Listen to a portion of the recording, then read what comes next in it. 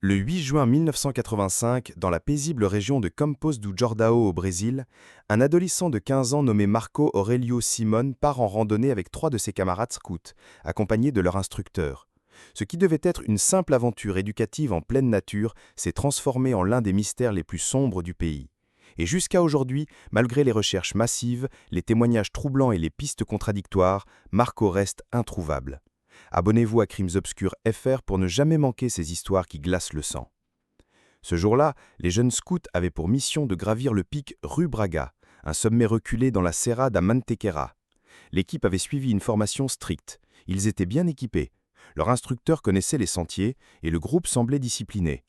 Pourtant, sur le chemin du retour, l'un des garçons se blesse à la jambe. L'instructeur prend alors une décision stratégique. Envoyer Marco seul chercher de l'aide en descendant par un sentier balisé pendant que les autres restent avec le blessé.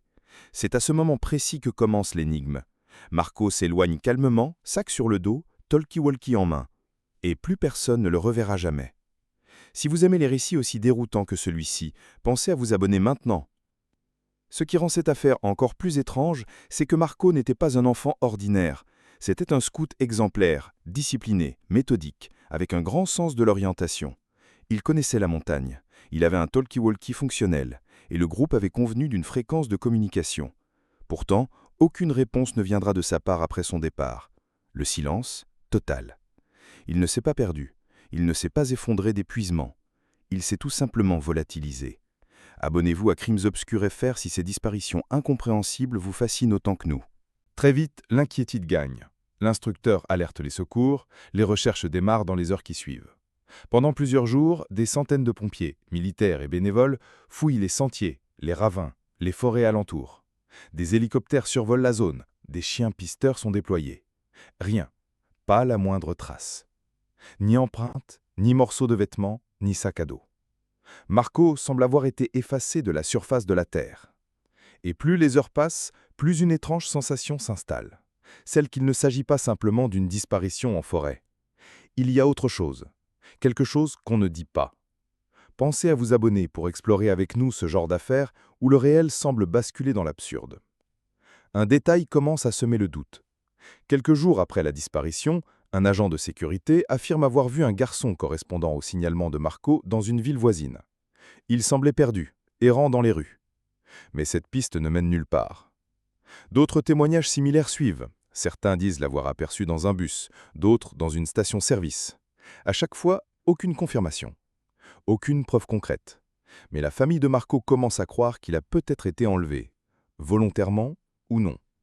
Certains parlent même d'un groupe sectaire qui aurait pu le recruter ou le retenir. Les rumeurs s'enchaînent, mais les faits, eux, restent figés. Aucune preuve. Juste ce vide pesant, ce silence glaçant. Si vous êtes arrivé jusqu'ici, pensez à soutenir notre chaîne en vous abonnant. Cela nous permet de continuer à enquêter sur ces mystères oubliés. Les années passent et la disparition de Marco Aurélio devient une légende locale. Mais en 1996, soit 11 ans après les faits, un nouveau rebondissement surgit. Un ancien policier militaire affirme avoir vu des documents classifiés mentionnant Marco. Il évoque des programmes spéciaux, une implication possible de l'armée dans sa disparition, voire dans une dissimulation.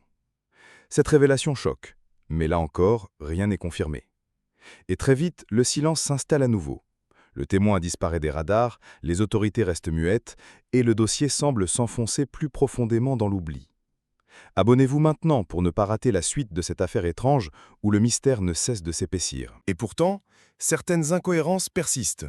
Pourquoi avoir envoyé un adolescent seul sur un sentier isolé, alors qu'il y avait un talkie-walkie? Pourquoi n'a-t-il jamais répondu à aucun appel? Et surtout, pourquoi aucune trace n'a jamais été retrouvée malgré des recherches aussi intensives? Était-ce vraiment une simple erreur d'encadrement ou quelque chose de bien plus sombre? Dans un instant, vous allez découvrir les théories les plus glaçantes autour de cette disparition. Mais avant ça, si vous aimez notre contenu, pensez à liker cette vidéo et surtout, abonnez-vous à Crimes Obscurs FR. Ce soutien nous est précieux. Parmi les théories les plus inquiétantes, celle du camouflage militaire refait surface régulièrement. Certains anciens habitants de la région affirment qu'à l'époque, des zones interdites, utilisées par l'armée pour des expériences confidentielles, existaient non loin du sentier emprunté par Marco. Officiellement, aucune opération militaire n'était en cours ce jour-là. Mais certaines familles de soldats auraient entendu des conversations étouffées, des récits d'interventions secrètes. Et quand on leur demande pourquoi ils ne parlent pas publiquement, une réponse revient « on a peur ». Si ces histoires vous intriguent autant que nous, abonnez-vous à Crimes Obscurs FR pour suivre tous nos récits. Une autre piste, plus ésotérique, trouble encore davantage l'affaire. Des médiums consultés par la famille affirment que Marco serait, toujours en vie, mais retenu dans un endroit souterrain entouré de murs. L'un d'eux va plus loin, décrivant une pièce sans lumière, au fond de laquelle l'adolescent répéterait sans cesse qu'il veut rentrer chez lui. Bien que ces récits relèvent de l'invisible, ils influencent profondément l'enquête familiale. Les parents n'abandonnent jamais. Année après année, ils organisent des veillées, posent des affiches, interrogent d'anciens témoins. La mère de Marco dira plus tard « Je sens qu'il est encore là, quelque part ». Si vous ressentez vous aussi cette tension inexpliquée dans ces histoires, abonnez-vous maintenant. Mais il y a un autre élément qui trouble les enquêteurs. 1 an après la disparition, un campeur affirme avoir trouvé un bout de tissu rouge accroché à une branche, dans une zone pourtant déjà fouillée. Marco portait un foulard rouge. Mais l'analyse ne confirme rien. L'objet disparaît ensuite du dossier sans explication. Comment une preuve potentielle aussi cruciale a-t-elle pu être négligée? Cette erreur a-t-elle été volontaire? S'agit-il d'une tentative de détourner l'attention? À mesure qu'on explore cette affaire, on se rend compte que chaque réponse mène à une nouvelle question. Et chaque question semble être suivie d'un mur. Abonnez-vous à Crimes Obscurs FR pour ne jamais cesser de chercher derrière ces murs.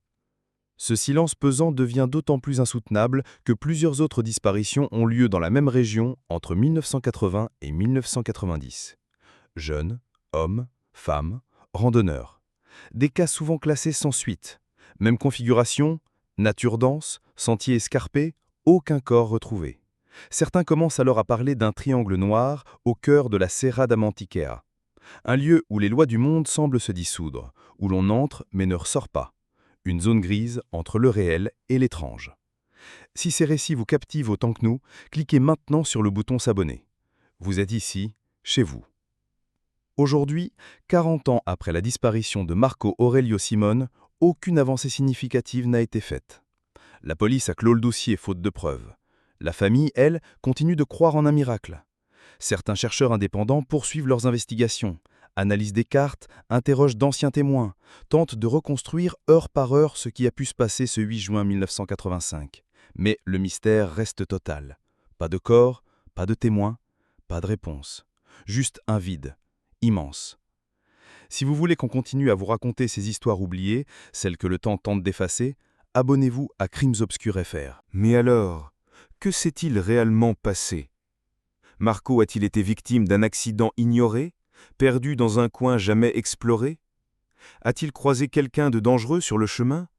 A-t-il été témoin de quelque chose qu'il n'aurait pas dû voir? Ou est-il, comme certains le pensent, toujours vivant, dans un lieu tenu secret par des forces qu'on ne peut pas nommer? Chacune de ces hypothèses fait froid dans le dos. Et le plus troublant, c'est que malgré le temps, malgré la technologie, malgré les appels à témoins, Marco reste une absence pure, un nom suspendu dans les bois, entre la réalité et le cauchemar. Abonnez-vous maintenant et laissez-nous continuer à explorer l'inexplicable.